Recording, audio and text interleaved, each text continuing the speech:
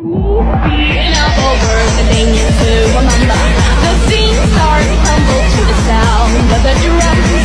Oh boy, there ain't no need to fight the silence.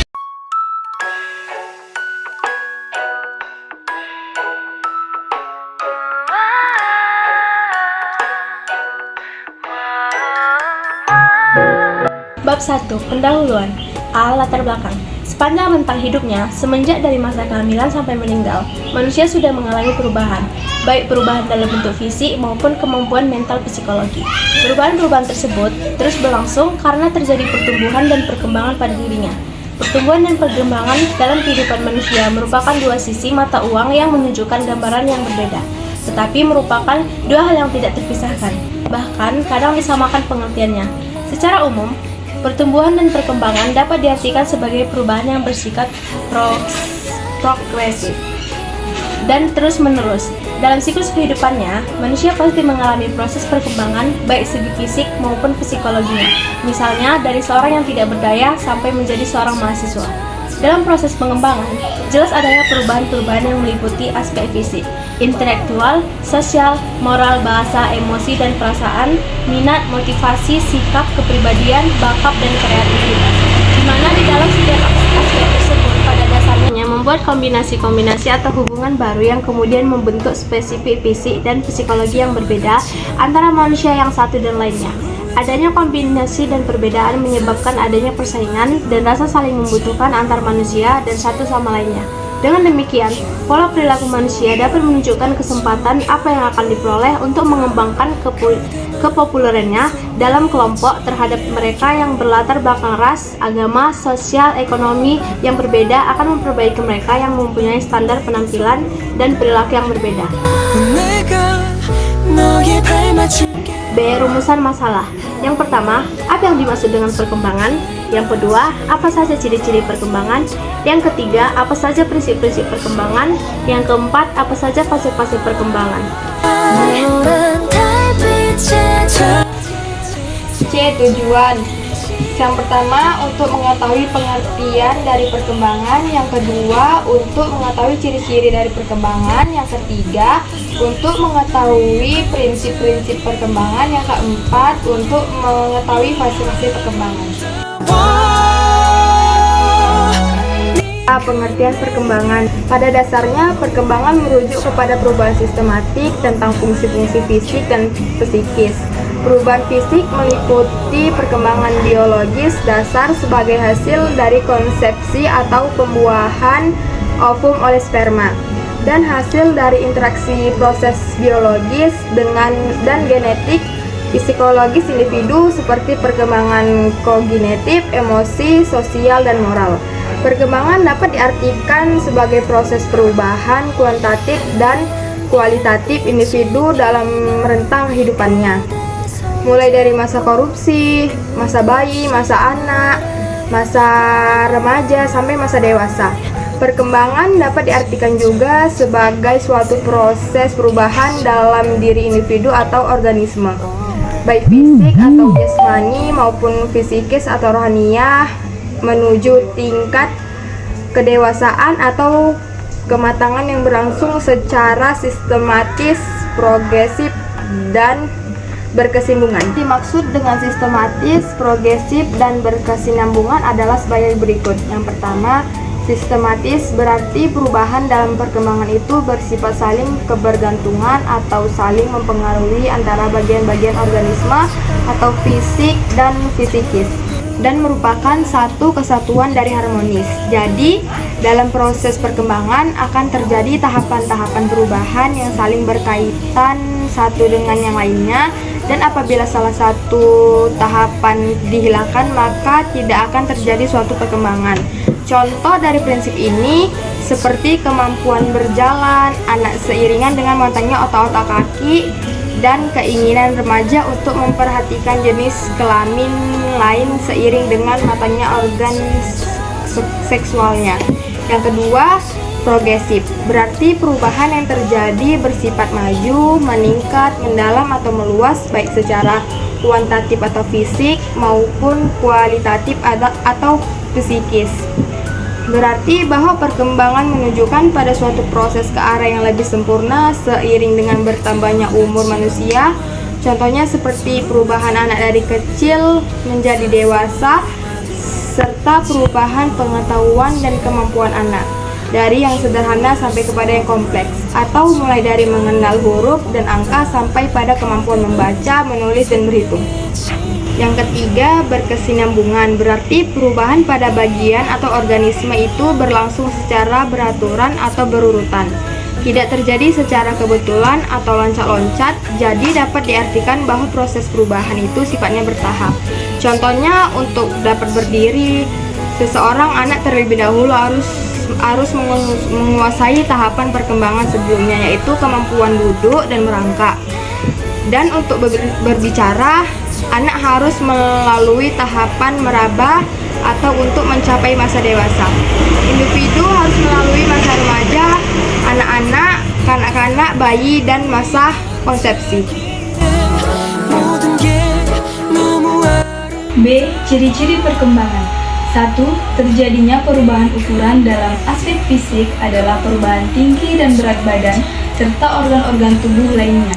Dan aspek fisikis adalah semakin bertambahnya perbendaharaan kata dan matangnya kemampuan berpikir, mengingat serta menggunakan imajinasi kreatif. 2. Terjadinya perubahan proporsi dalam aspek fisik adalah proporsi tubuh anak berubah sesuai dengan fase perkembangannya, dan pada usia remaja, proporsi tubuh anak mendekati proporsi tubuh usia dewasa. Dan aspek fisikis adalah perubahan imajinasi dari yang fantasi ke realitas, dan perubahan perhatiannya dari yang tertuju kepada dirinya sendiri perlahan-lahan beralih kepada orang lain atau khususnya teman sebaya. 3. Lenyapnya tanda-tanda lama dalam aspek fisik adalah lenyapnya kelenjar thymus atau kelenjar anak-anak yang terletak pada bagian dada, rambut halus, dan gigi susu.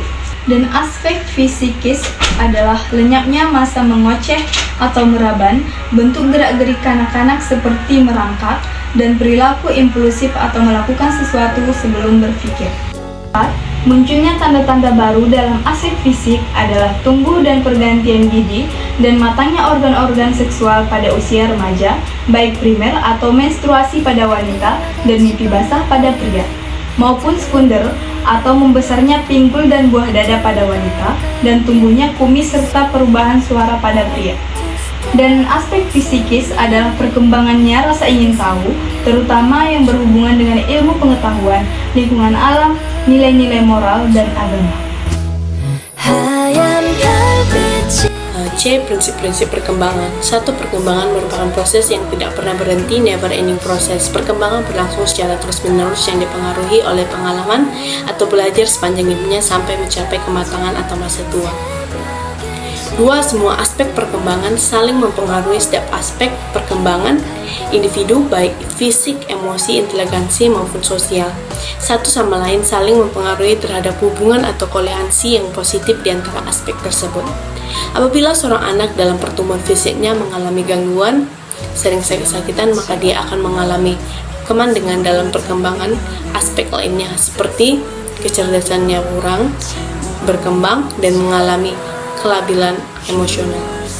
3. Perkembangan itu mengikuti pola atau arah tertentu. Perkembangan terjadi secara teratur mengikuti pola atau arah tertentu.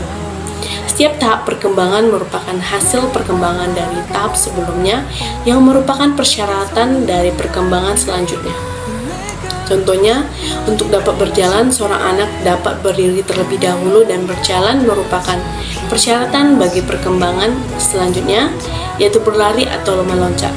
Menurut Elon Weston, menyebutkan pola perkembangan aciopocaudal. Perkembangan ini dimulai dari kepala kaki, artinya yang matang duluan adalah bagian atas, kemudian bagian bawah, dan tidak mungkin terbalik. Dan proximodistal, perkembangan itu bergerak dari tengah seperti paru-paru dan jantung ke pinggir tangan. B. Struktur mendahului fungsi, yang berarti bahwa anggota tubuh individu akan berfungsi setelah matang strukturnya. Seperti mata dapat melihat setelah otot-ototnya matang. C. Perkembangan itu berdiferensiasi, yang berarti bahwa perkembangan fisik dan fiksi yang berlangsung dari umum ke khusus. Contohnya, Bayi menendang-nendang kakinya secara sembarang sebelum ia dapat mengorganisasikan untuk merangkak atau berjalan. Dua bayi melihat benda-benda yang lebih besar sebelum ia dapat melihat benda-benda kecil. Perkembangan berlangsung dari concrete ke abstrak, artinya perkembangan itu berproses dari kemampuan berpikir concrete atau objek tampak menuju ke abstrak, objek tak nampak.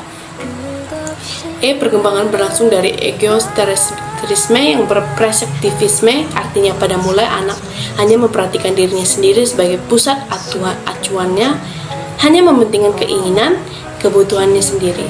Melalui pengalamannya bergaul dengan orang lain, khususnya teman sebaya, sikap egosentris ini secara perlahan-lahan berubah menjadi perspektif. Anak sudah mulai memperhatikan kepentingan orang lain. Perkembangan berlangsung dari out control ke inner control, yang berarti pada awalnya anak sangat bergantung kepada pengawasan atau bantuan orang lain dalam memenuhi kebutuhan atau untuk melakukan sesuatu kegiatan terkait dengan kedisiplinan. Seiring dengan bertambahnya pengalaman atau belajar dari pergaulan sosial tentang norma atau nilai-nilai, baik lingkungan keluarga, sekolah, teman sebaya, maupun masyarakat, anak dapat mengembangkan kemampuan untuk mengontrol tindakan atau perilaku oleh dirinya sendiri. Inner control. 4. Perkembangan terjadi pada tempo yang berlainan, dan perkembangan fisik dan mental mencapai kematangannya terjadi pada waktu dan tempo yang berbeda. Ada yang cepat dan ada yang lambat. Contohnya, seperti pada otak yang mencapai bentuk ukurannya yang sempurna pada umur 6-8 tahun, tangan, kaki, dan hidung mencapai perkembangan yang maksimum pada usia remaja, dan imajinasi kreatif berkembang dengan cepat dan pada masa kanak-kanak dan mencapai puncaknya pada masa remaja.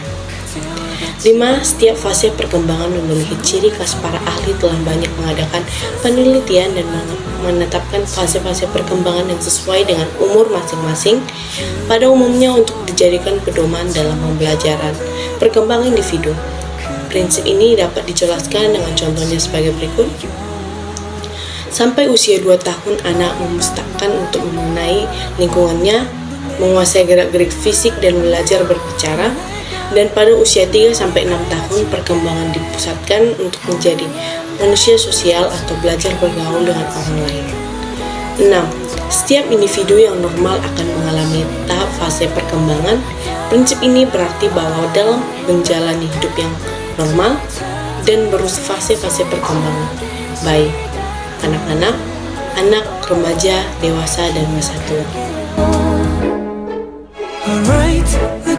D. Fase perkembangan. Fase perkembangan dapat diartikan sebagai penahapan atau pembabakan tentang rentang perjalanan kehidupan individu yang diwarnai ciri-ciri khusus atau pola tingkah laku tertentu. Fase-fase perkembangan dilihat dari beberapa aspek, diantaranya tahap perkembangan berdasarkan analisis biologis. Menurut Aristoteles, ada 3 fase perkembangan yang dialami oleh anak. Fase pertama usia 0-7 tahun. Fase ini dikenal dengan masa anak kecil atau masa bermain, masa kanak-kanak. Fase 2 usia 7-14 tahun. Fase ini disebut masa anak atau masa belajar atau masa sekolah rendah. Fase 3 usia 14-21 tahun. Fase ini disebut masa remaja atau pubertas, masa peralihan dari masa anak menjadi dewasa. Menurut Kretschmers, bahwa dari lahir sampai dewasa individu melewati 4 tahapan, yaitu tahap pertama usia 0,0 tahun sampai kira-kira 3,0 tahun, pengisian periode 1 yang dimana pada fase ini anak kelihatan pendek, gemuk. Tahap 2 usia 3,0 sampai kira-kira 7,0 tahun, rentangan periode 1 yang dimana pada fase ini anak akan kelihatan langsing atau memanjang. Tahap 3 usia 7,0 sampai 13,0 tahun, pengisian periode 2 yang dimana pada fase ini anak kelihatan pendek, gemuk kembali. Tahap 4 usia 13,0 sampai 20,0 tahun, rentangan periode 2 yang dimana pada fase ini anak kembali kelihatan langsing. Menurut Elizabeth Hurlock, perkembangan individu dibagi menjadi 5 tahapan, yaitu tahap pertama Fase prenatal sebelum lahir mulai masa konsepsi sampai masa kelahiran, yaitu sekitar 9 bulan sampai 280 hari. Tahap 2 mulai dari lahir sampai usia 10 atau 14 hari. Tahap 3 mulai usia 2 minggu sampai usia 2 tahun. Tahap 4 mulai usia 2 tahun sampai remaja atau pubertas. Tahap 5, adolescensi atau puberti mulai usia 11 tahun atau 13 tahun sampai 21 tahun. Pre-adolescensi pada wanita umumnya usia 11 sampai 13 tahun, sedangkan pria lebih lambat dari itu. 2, early adolescensi pada usia 16 sampai 17 tahun. 3, late adolescensi pada masa perkembangan yang terakhir sampai masa usia kuliah di perguruan tinggi. Tahap perkembangan berdasarkan analisis didaktis menurut Comenius dipandang dari segi pendidikan. Pendidikan yang lengkap bagi seseorang itu berlangsung dalam 4 jenjang, yaitu sekolah ibu atau sekolah maternal untuk anak-anak umur 0 sampai 6 tahun. Terus, sekolah bahasa ibu, sekolah vernakular untuk anak-anak usia 6 sampai 12 tahun, dan sekolah Latin atau sekolah Latina untuk remaja usia 2 sampai 18 tahun, dan yang terakhir akademi untuk pemuda-pemudi usia 18 sampai 24 tahun.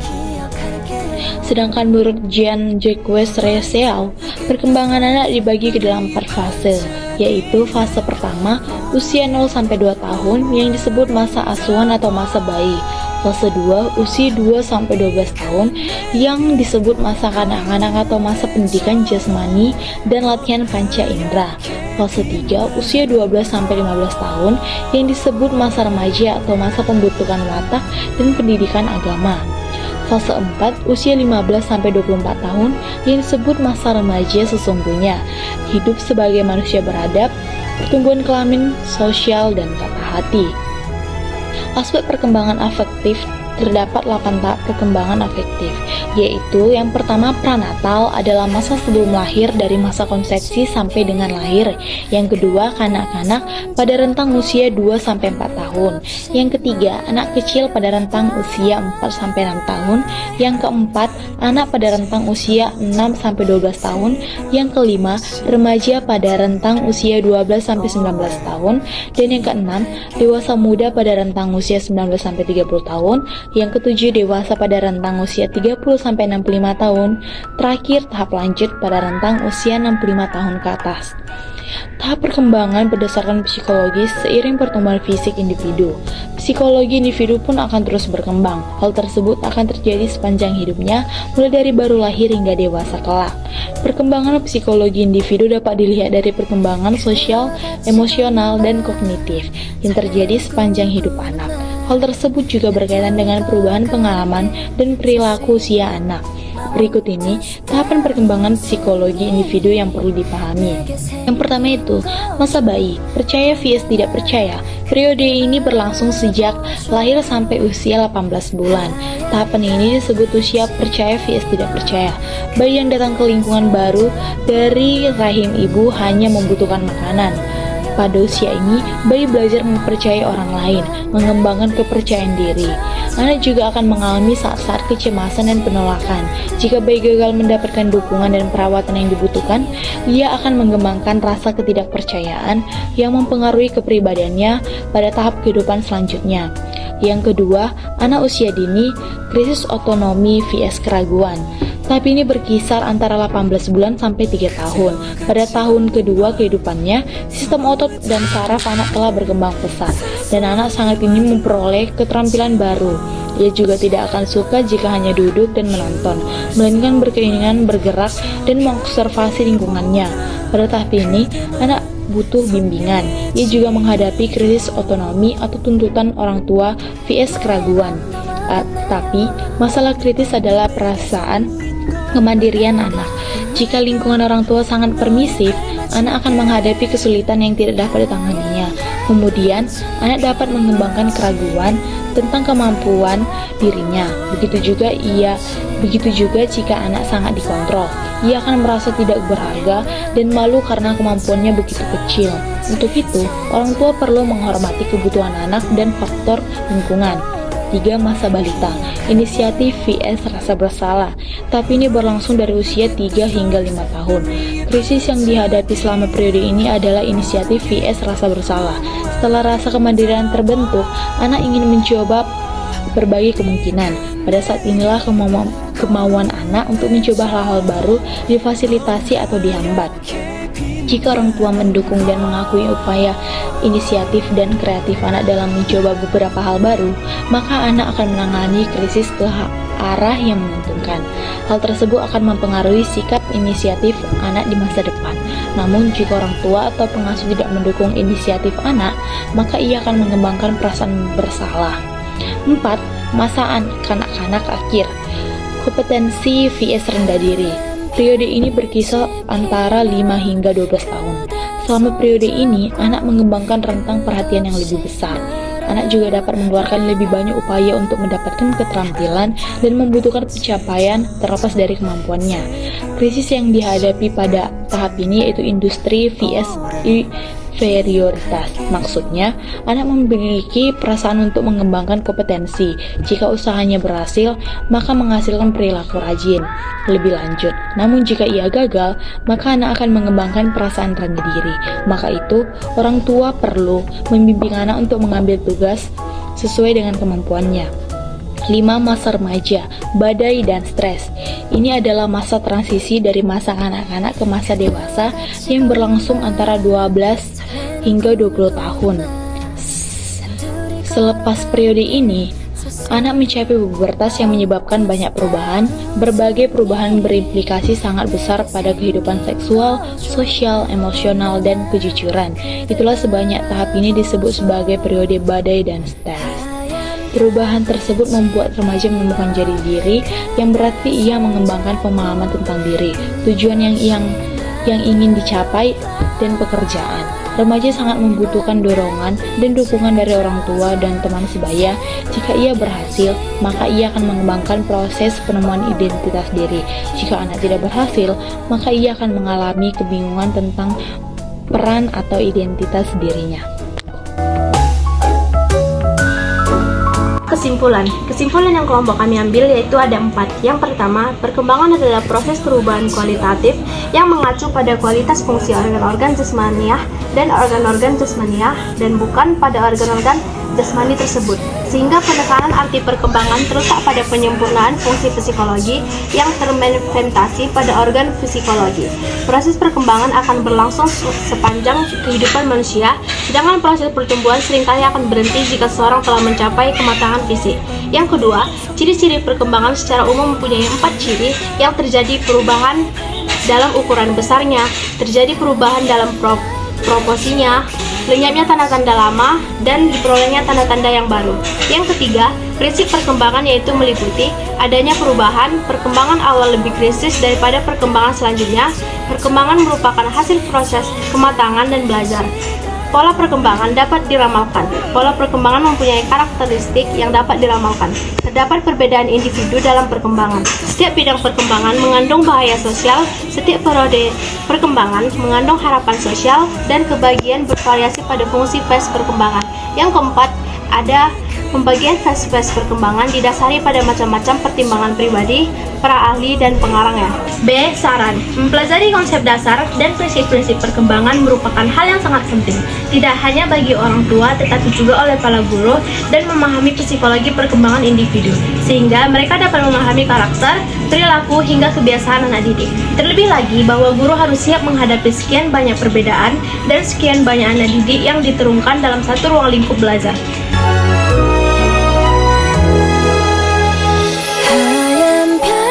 빛이 피면 그대 손잡고 끝없이